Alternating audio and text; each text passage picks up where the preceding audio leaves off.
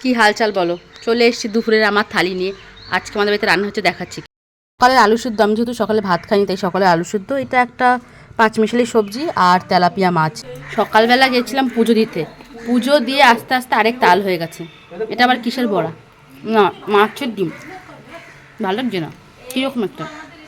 তোমার চিমড়াটি কে ভালো খাও? তুই খাবি বাবা? মাছ খাবি? তোমাদের কার কার বাড়িতে কী কী রান্না হয়েছে কমেন্টে জানাও। আর আজকে আমি পুজো দিতে গিয়ে যা তাল করেছি, জাস্ট কিছু বলার নেই। আজকে আমাদের যুদ্ধ জয় করেছি, যুদ্ধ।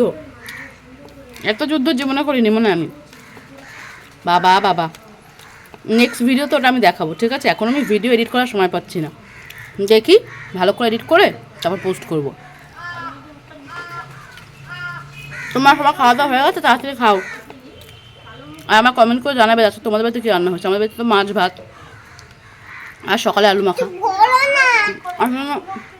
টাটা। আর আমি যেহেতু আমি না কাটা খুব খেতে ভালোবাসি, তাই আমি সবসময় মাছের মাথাই খাই। বরের মাথাটাও মানে এইভাবে চিবিয়ে চিবিয়ে খাবো। তো আজকের জন্য বাই, টাটা।